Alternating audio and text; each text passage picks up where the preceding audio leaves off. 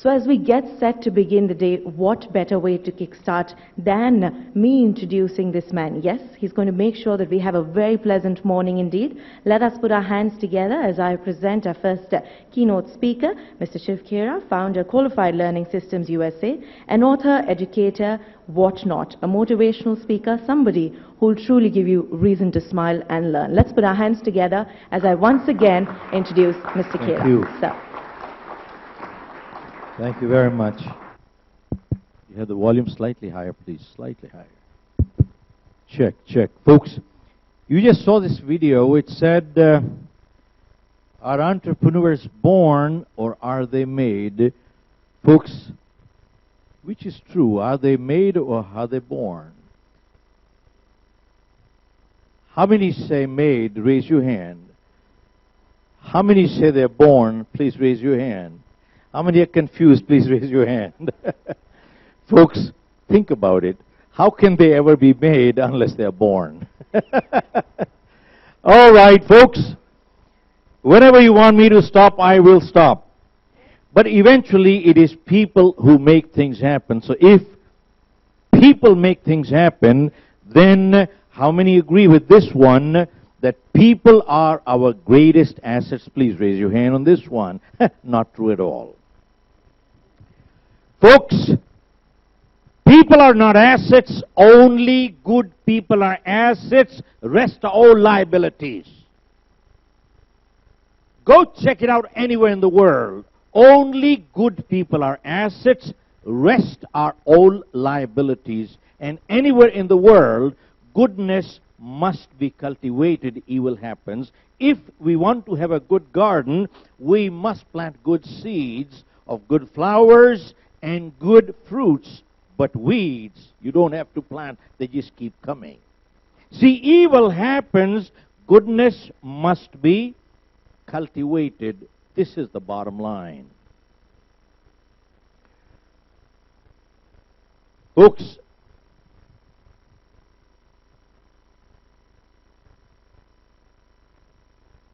we have an office in Singapore, and just 6 months ago, I came across an article which said globally 50% of businesses fail within the first 5 years.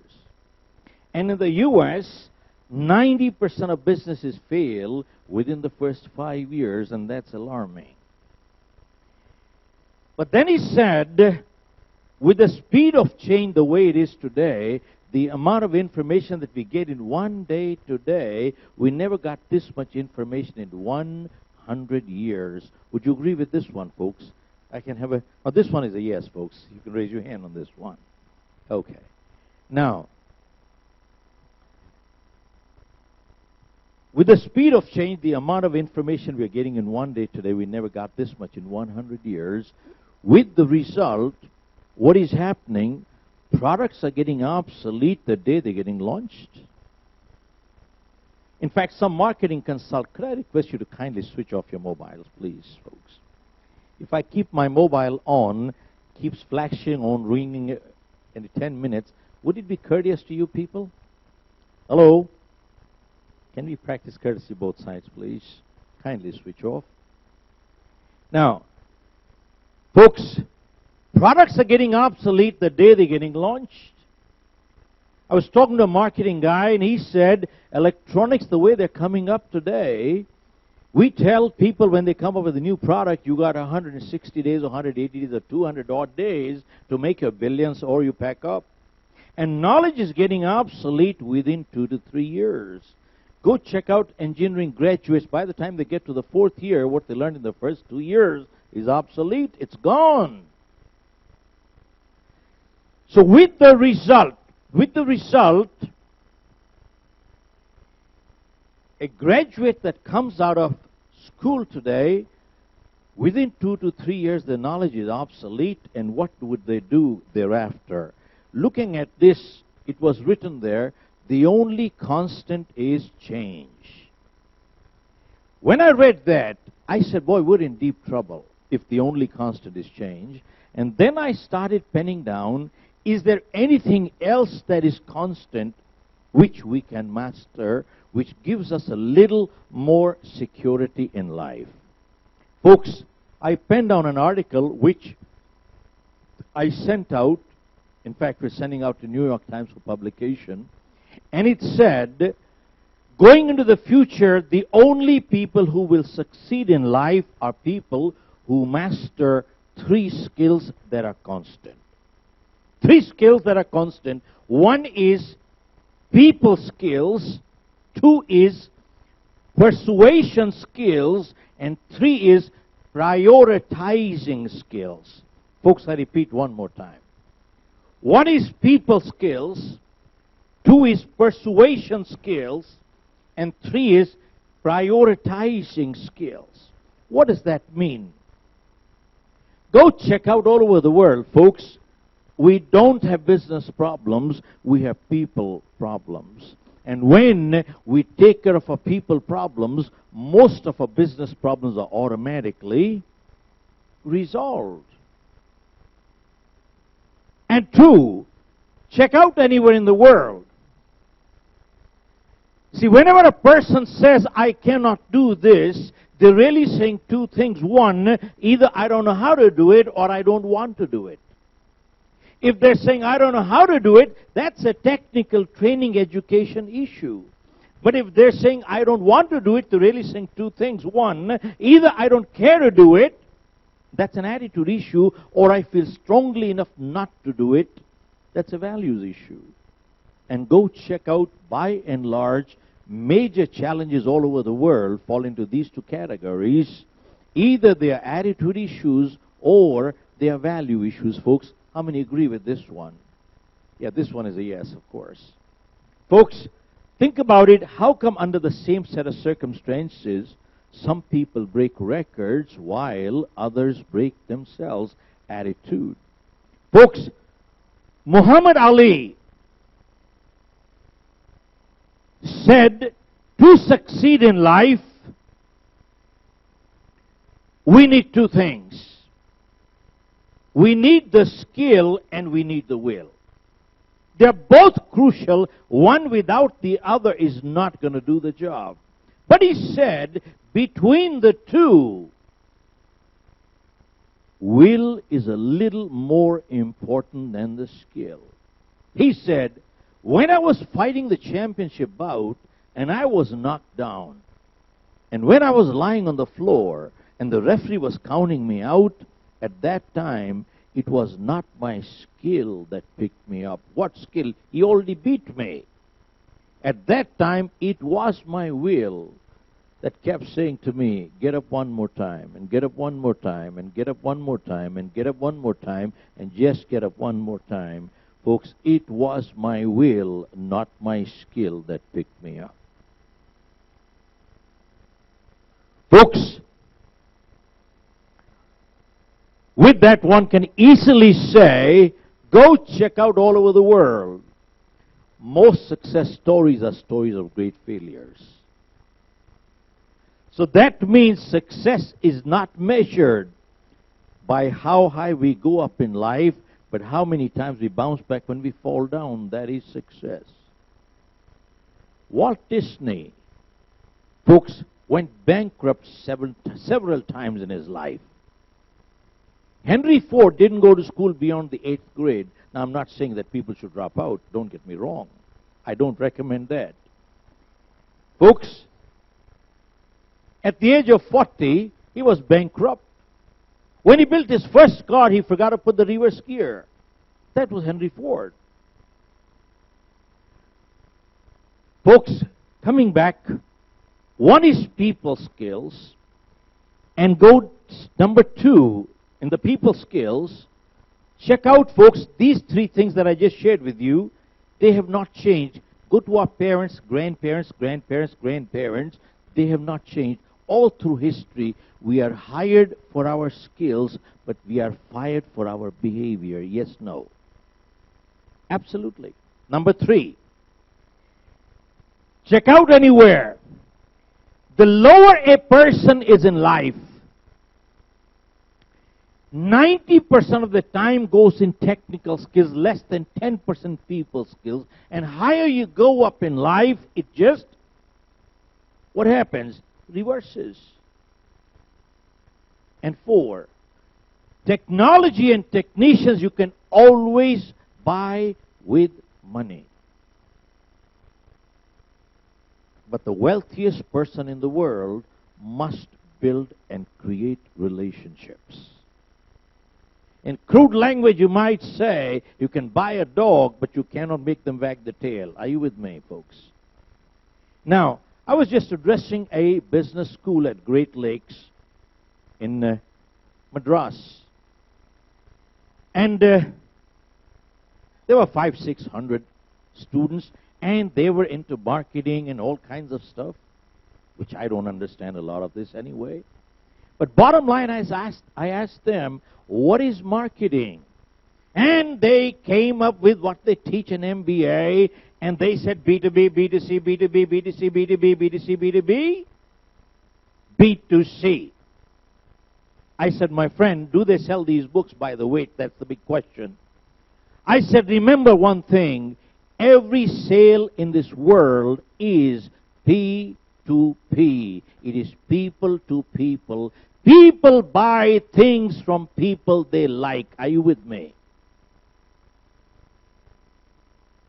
And people buy things what they want to buy, not what they need to buy. And all these cliches they learn. And that's the end of it. And I asked them, what is marketing? They gave us a one-page definition, and somebody else came up with another page.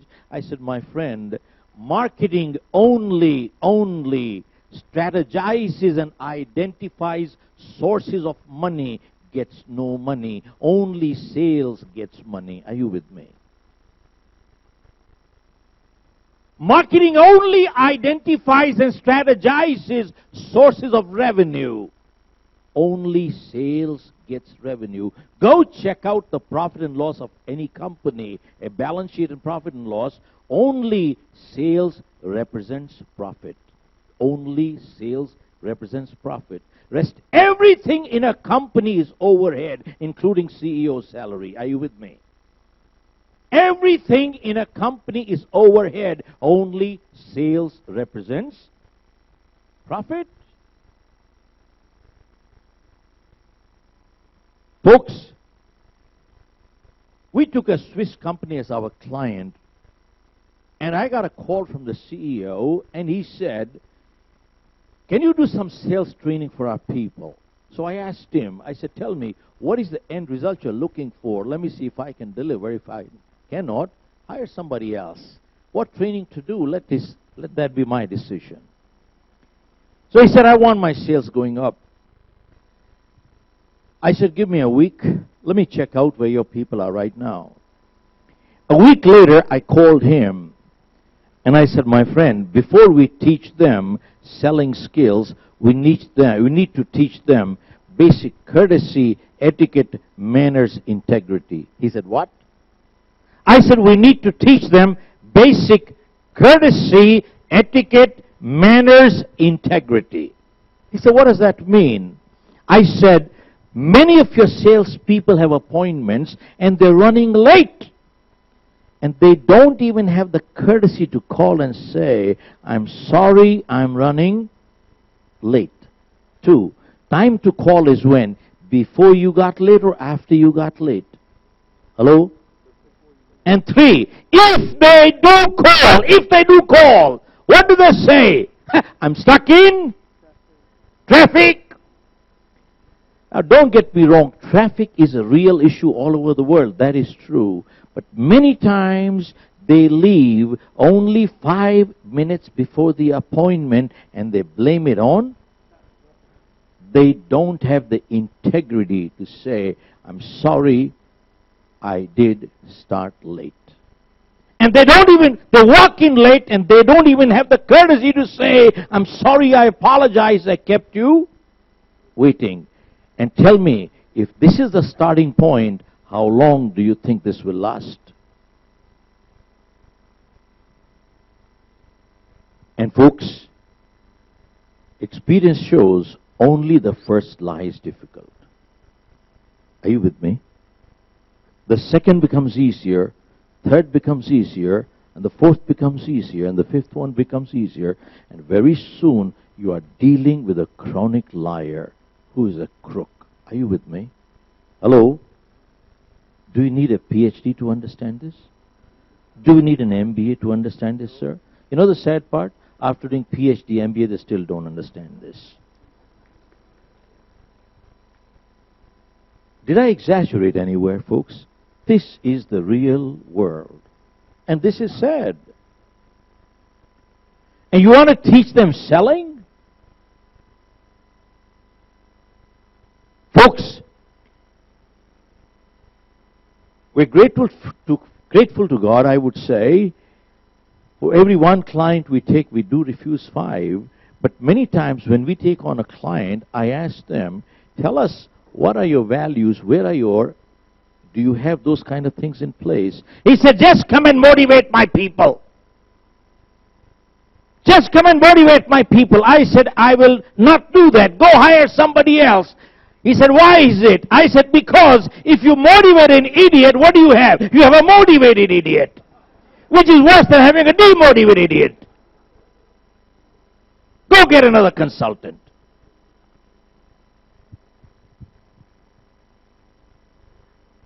Folks, we need to get our basics right before we do anything in this world. Entrepreneurship is not just risk-taking. There's a lot of integrity involved. And if those things, it is not cleverness, it is not tactical, it is foundational on principles in life. And go check out people who have succeeded. Hear this. I was doing a program for a couple of hundred people in the U.S. It was a very mixed group. There were doctors, engineers, attorneys, accountants, carpenters, plumbers, electricians. As I walked in, I said, never in the history of mankind has it been so easy to succeed in life the way it is today. Regardless of your profession, we have no competition.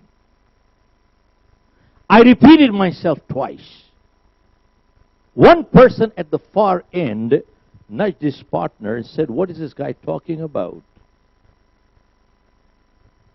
I heard the comment. I went up to him and he said, how come we have no competition? Folks, I asked him this one question. I'm asking all of you people the same question, so please listen because you need to answer. I asked him, how many people do you know right now walking on the street who are willing to do a little bit more than what they get paid for? How many people do you know, sir, who are willing to do a little bit more than what they get paid for? How many, sir? How many? How many? Hardly any. Most people don't even want to do what they get paid for. There's a second big category of people who only want to do what they can get by with. There's a very small fraction of people who are willing to do a little bit more than what they get paid for. And I asked him, I don't care what your profession is, if you fall into that category, tell me where's your competition?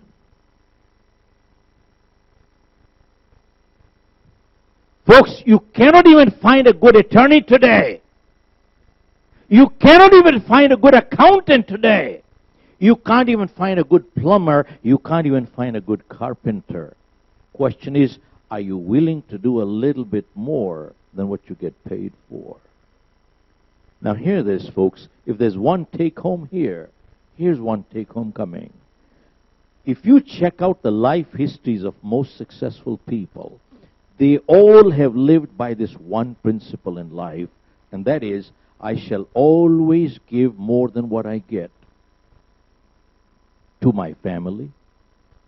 I shall always give more than what I get. Sorry, sir. I shall always give more than what I get to my organization. I shall always give more than what I get to my customer. And I shall always give more than what I get to my society. Folks, let me ask you, if we live by this one principle, you tell me, where's our competition? In fact, we become the competition. We have no competition. Are you with me? Hello?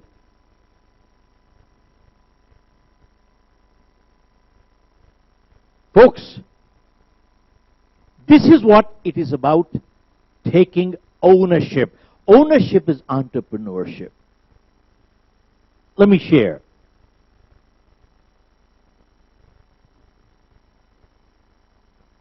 "35 years ago, I heard this. In the U.S., there were some people working out in the hot sun.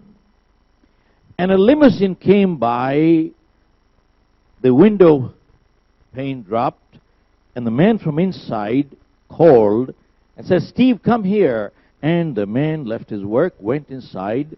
Inside was John, the president of the company. They exchanged pleasantries.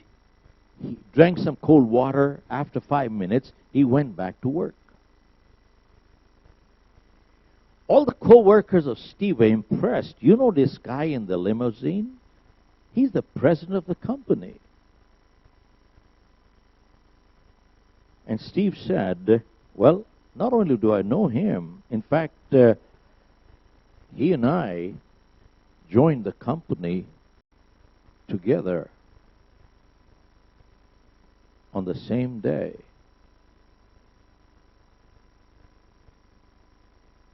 Now they were confused.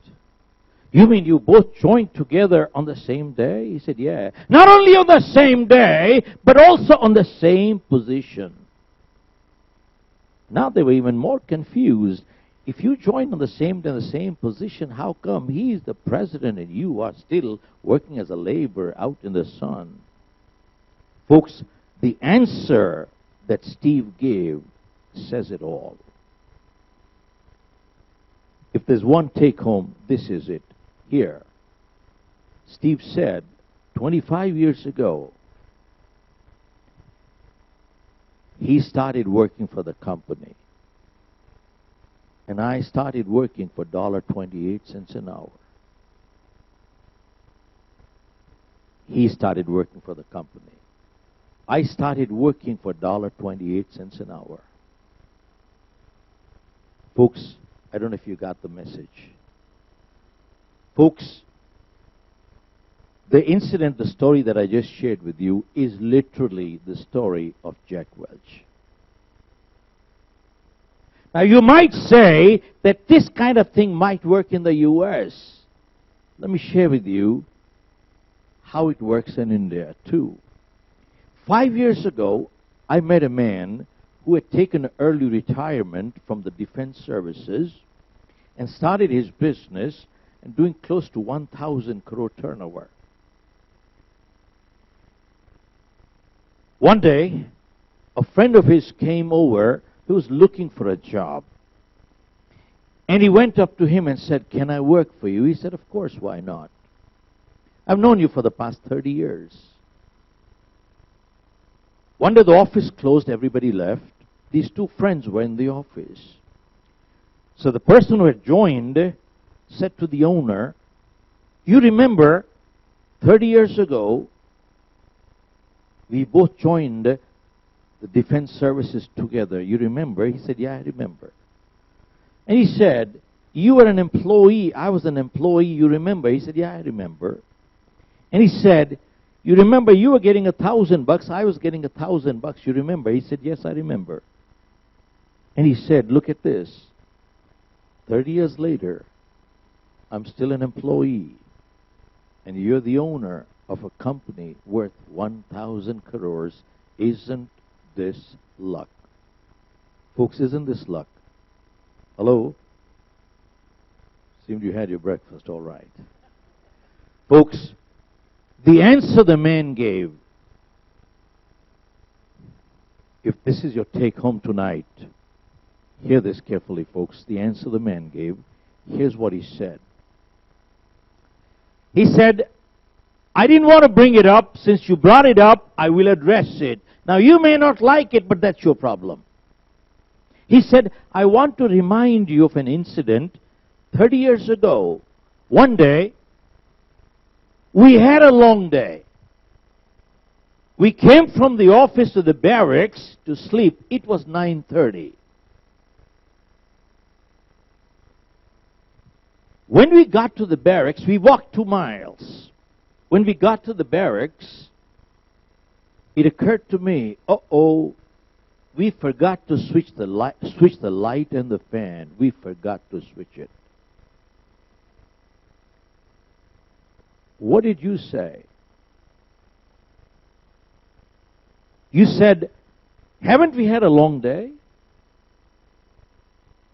Didn't we work since morning till night? We walked 2 miles. If we go back, that'll be another 2 miles, and coming back another 2 miles. Don't you see what time it is? It is 9:30. It will become 10:30. And then you said to me, what is your problem, man? It is only one light. And you said, what is the big deal? It is only one fan. And you said, what is the big deal? It is only one night. And you said, what is the big deal? Anyway, it belongs to the government. You said, I'm not going back.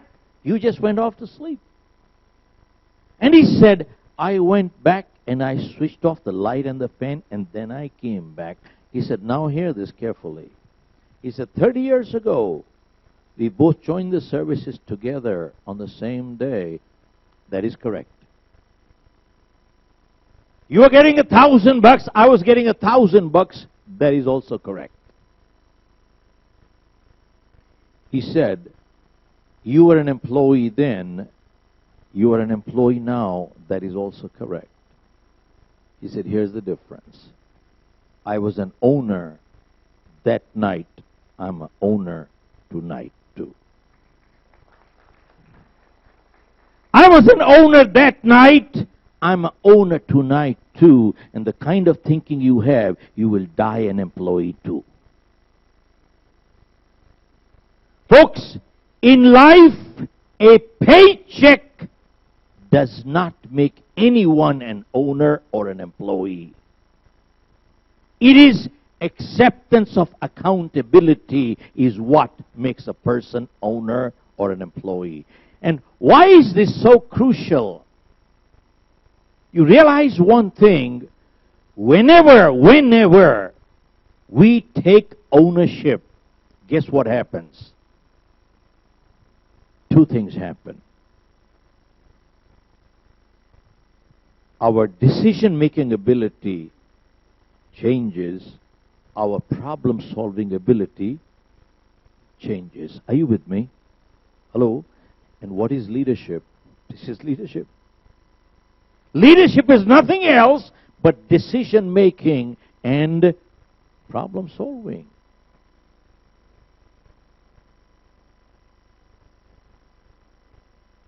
And that's it.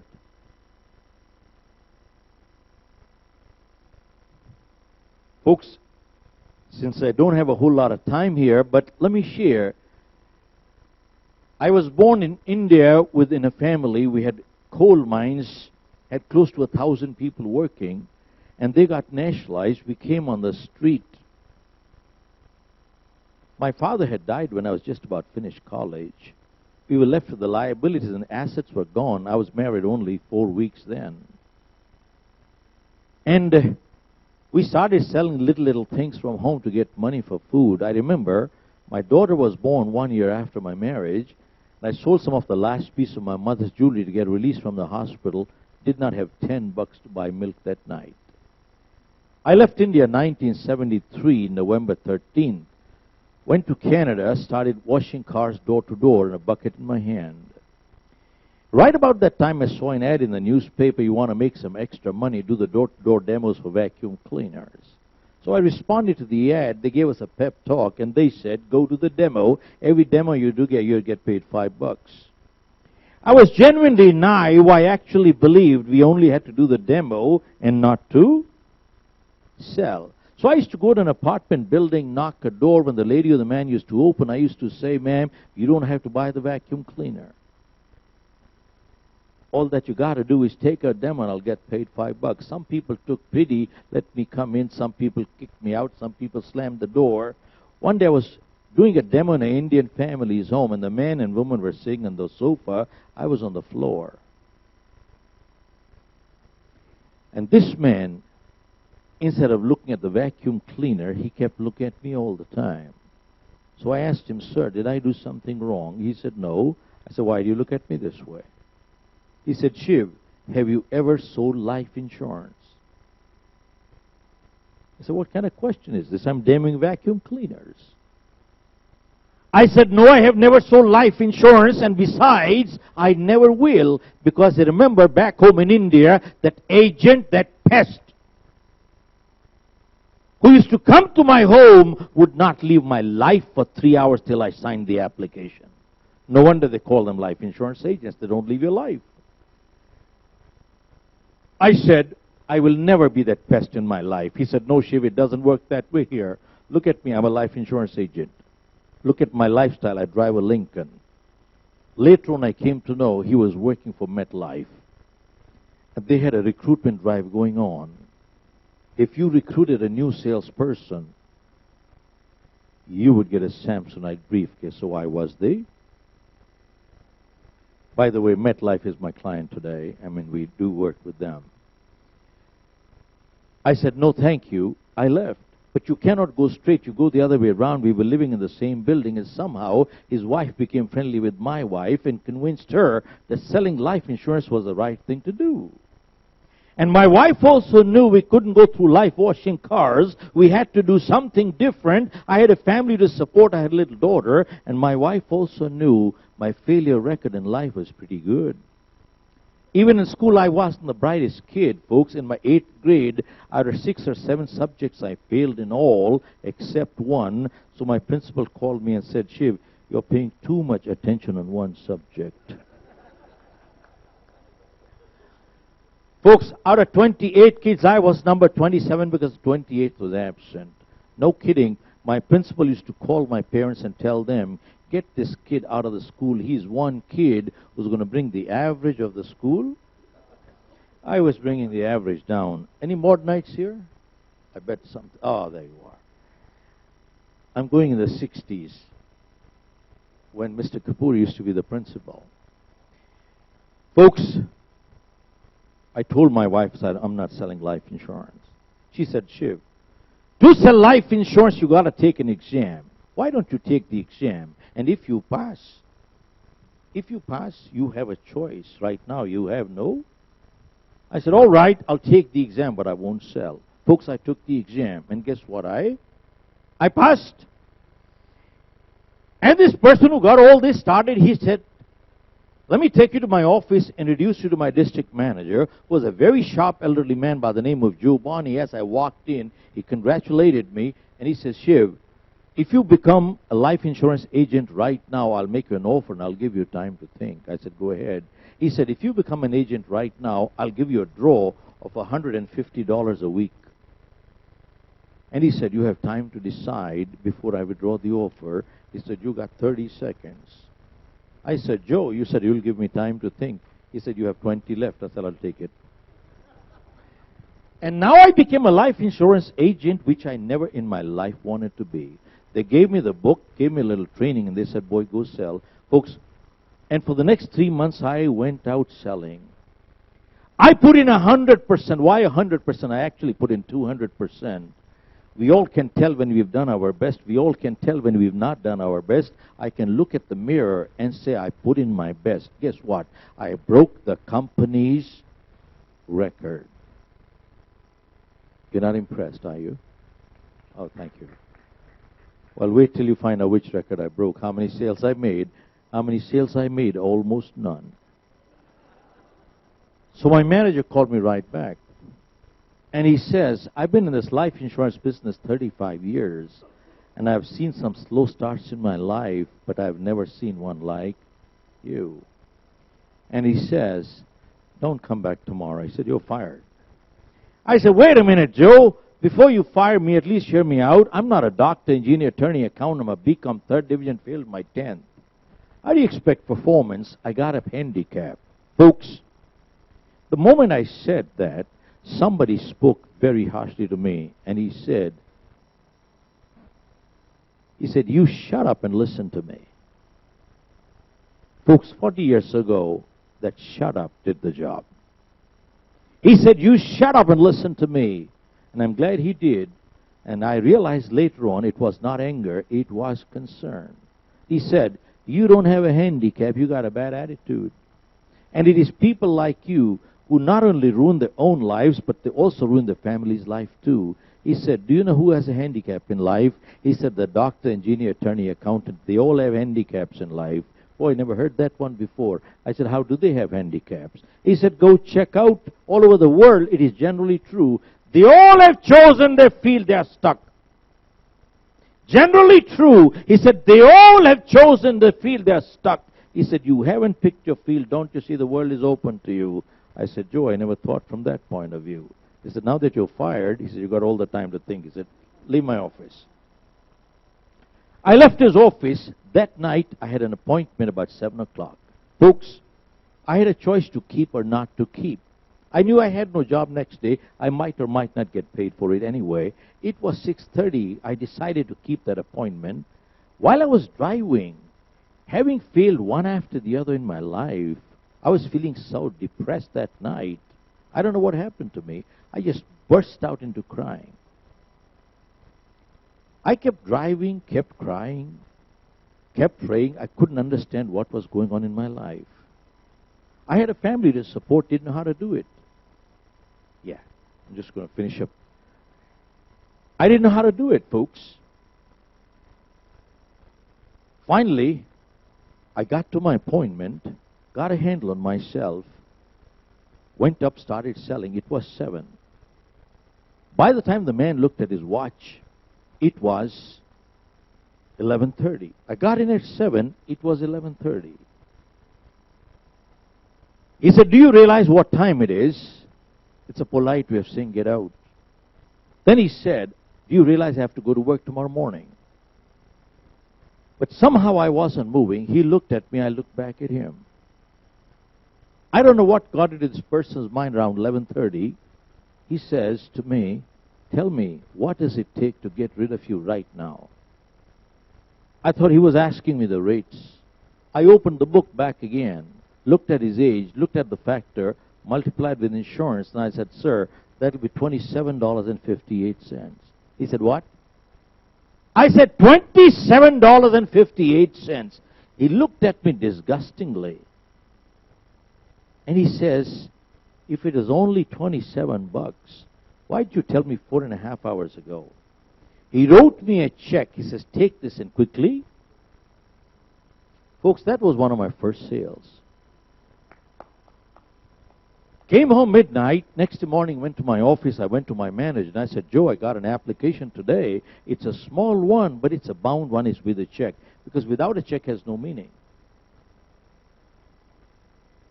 And I said, Joe, will you let me stay? I make one commitment to you. I won't let you down because of my effort. But please withdraw the papers, because if you fire me today, I don't know where to go. I said, the only place I know where to go is go back to washing cars. And I said, I don't want to do that anymore. That day he said to me, he said, Shiv, that's not your small one, that's your big one. He said, I'll let you stay here only if you make a commitment, not to me, but to yourself. I'll let you stay. That day, folks, 40 years ago, I made a commitment. And that was one of the turning points in my life. And don't we all have some turning points? Yes, no. He would do the papers, and that year I went ahead, sold $1 million, next year $3 million, the year after $5 million, moved on to the U.S., got into 3 businesses. I bought out a company out of California in 1984, started the New Jersey operation with no clients, and I sold my company with close to 500 clients for a decent sum. Now, why do I share my life with you, folks? For a few reasons. One, the last 40 years have not been that easy. All people see is where you are today. They don't see the struggle behind where you are today. And you know what they say? Must be lucky. 1. 2. I kept failing all my life and kept blaming the whole world for my failure, not realizing that I was my own biggest problem. Nothing changed outside, something changed inside, and the direction changed. Folks, many times aren't we our own biggest problem? Yes, no? Okay. Naresh, how are you? And just give me a couple of minutes. I'll just wind up because we started rather late. Let me finish up here quickly. And folks, the next part was what I learned from him. All our appointments were made 1 week in advance. And here's what the man said to me. He said, Shiv, if you don't have appointments made 1 week in advance, and if you wake up in the morning and if you start thinking, let me see what I have to do today, he said, you are unemployed with a job. Are you with me? Hear this. He said, if you don't have appointments made 1 week in advance, and if you wake up in the morning and you start thinking, let me see what I have to do today, he said, you are unemployed with a job. And then he said was even more profound. He said, do you realize that there are more people in this world who are not working than there are people who are unemployed? And folks, what he said after that was even more profound. He said, remember one thing.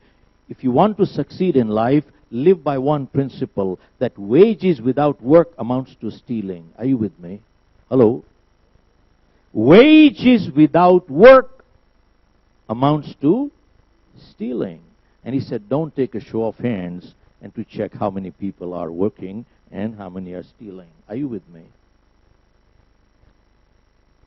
And then, folks, when he said, you shut up and listen to me, I realized one thing. He didn't speak to me as a manager. He spoke to me as a teacher, a coach, a mentor, a leader, a parent. And that day, I learned one more thing, that sometimes in life, you got to be unkind to be kind. And I learned one more lesson, that the greatest coaches in the world are the greatest critics in the world. Tell me, the person who wins the gold at the Olympics, could he ever win a gold without a good coach behind him? No. And if the coach did not correct this person or criticize in a constructive manner, could they ever improve? Folks, hear this. A great coach feels more miserable when they criticize the athlete. A good parent feels more miserable when they criticize the kids. Yes, no. And that day I learned one more lesson, that there are only two relationships in life that care to correct. The world punishes. Only parents and teachers in life care to correct. The world punishes. And that day I learned one lesson from him, that so long as criticism is painful to the giver, they have a right to give constructive criticism. But the moment criticism becomes a pleasure to the giver, they have no more right to criticize. That is sadistic. Let me just use 2 sentences and wind up on this one. The second is persuasion skills. Folks, persuasion means ability to influence, ability to convince, ability to negotiate, ability to sell. That's persuasion. You see, in my book, I put in that in life, results are rewarded, efforts are not, which means we judge ourselves by our intentions, but the world judges us by our actions. Yes, no. And third, prioritizing. Let me quickly one sentence on this, finish up. Prioritizing. Folks, think about it. The amount of time-saving devices we have today, we have never had that many time-saving devices in history, and yet we don't have time. What a paradox. You know why? Because somewhere, we lost our priorities. And I'm guilty, by the way, more than anybody else. Somewhere we lost our priorities. You know why? We forgot to distinguish between what is important in life versus what is urgent in life. And you find, by and large, what's urgent is not important, and what is important is really not urgent. But hear this, and the doctor is here. Whenever we ignore what is important, it converts into urgent. See, health is important, exercise is important. But if I got a crucial meeting tonight, I can't exercise, it's not the end of the world. But if I ignore my health long enough, guess what will happen? I will land up in the hospital. That's right. See, whenever we ignore what is important, it converts into urgent. See, relationships are important, but they're not urgent. But you ignore long enough, guess what happens? You start talking through your lawyers. They convert into urgent. And folks, which brings us to the point that people keep saying, time flies. Folks, if time keeps flying, then time must be an aeroplane. Then if time is an aeroplane, who's the pilot? We're the pilots. But if we cannot distinguish prioritizing, then somebody else is the pilot. And supposing that we are the passenger, and supposing you're flying in an aircraft and somebody else is the captain, and the captain gets on the public address and says, I got good news and bad news. And the good news is the tailwinds are in our favor. We will reach our destination 1 hour in advance. And the bad news is that the navigation system has broken. We don't know where we're going. But he comes and gives you, since you are the passenger, he says, here is a parachute and jump. And you take in a jump.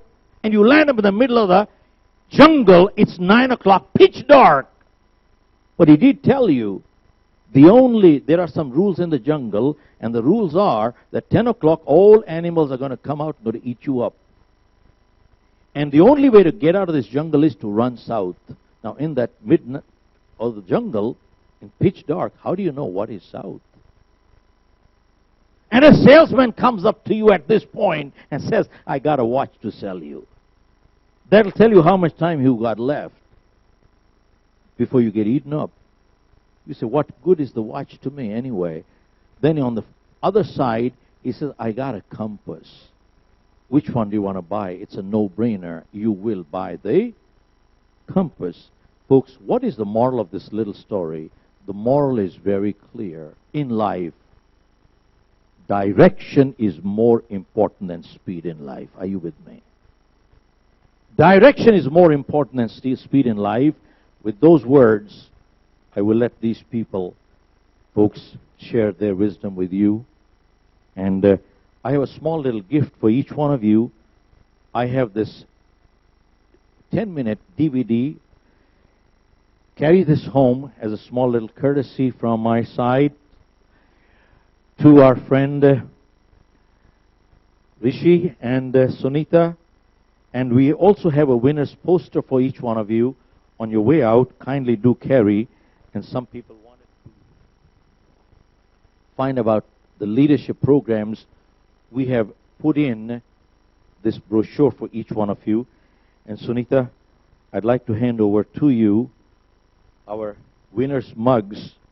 By the way, these are jewelry boxes.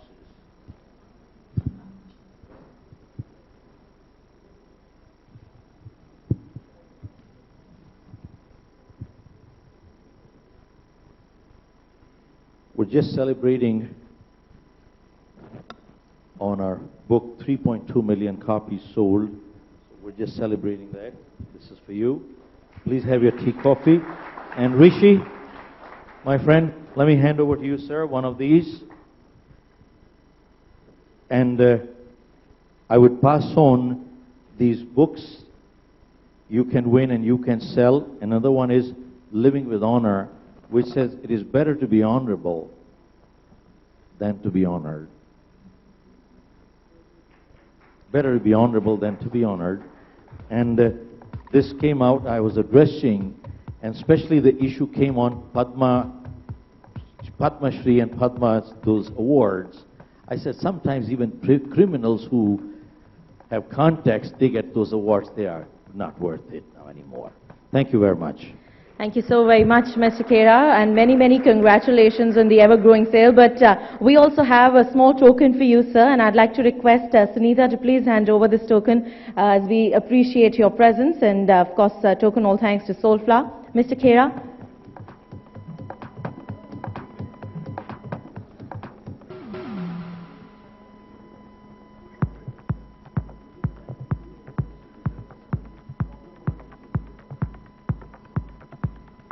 Mr. Khera, please allow us to appreciate your presence. Sunita presenting sir with a Soulflower token. And once again, many congratulations to you and the team, sir.